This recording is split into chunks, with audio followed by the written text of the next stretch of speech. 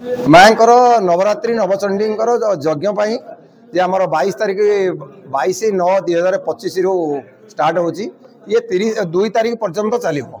माँकर ये जो प्रथम नवरात्रि होची आपण माने समस्ते सहयोग करने प्लस समस्त भाई बंधु जेते अच्छा समस्त को आम निमंत्रण करुचे आपण माने समस्ते आसतु माँकर सानिध्य लाभ करूँ।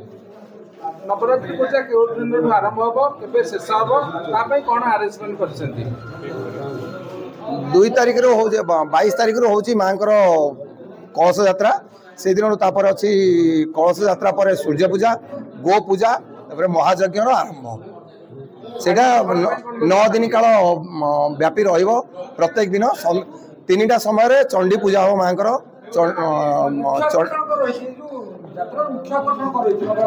माँकर ए वर्ष आम तो प्रथम कर मुख्य आकर्षण होची माँकर गोटे दांडिया दांडिया ही माँकर ये जगह आम नयगढ़ में माँकर वैष्णोदेवी मंदिर रे दांडिया ही ए वर्ष प्रथम आकर्षण बोली आम भावुँ। प्रत्येक लोक ए छोट रु बड़ पर्यंत प्रत्येक लोक यार माने नहीं पारे सब भाग नहीं पारे। ठीक है पुआ झिया उभय ठीक है भाईना भाईना वैष्णव देवी कमिटी पक्षरु आज जय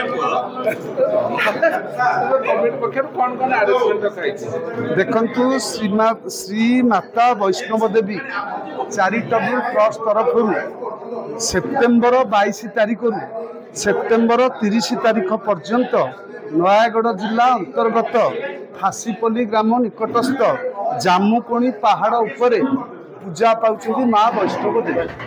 तांकर नवरात्र पूजा आरंभ हम 22 तारीख रु 30 तारीख पर्यंत चलिबो किंतु 2 तारीख जांगे यात्रा चलिबो दशहरा पर्यंत।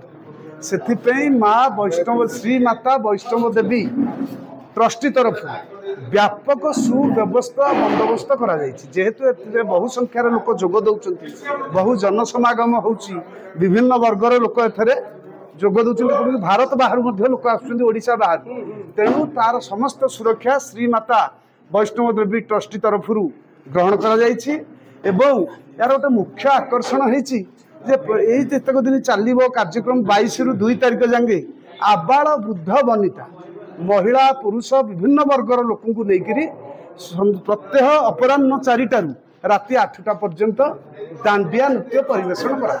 तेणु आम आपको अनुरोध करुँ श्री माता वैष्णव देवी ट्रस्टी तरफ आपण मैंने बहुल संख्यार जोग दिंतु माँकर सानिध्य लाभ करूँ एवं कृपा लाभ कर एक सुखद जीवन यापन करूँ। धन्यवाद।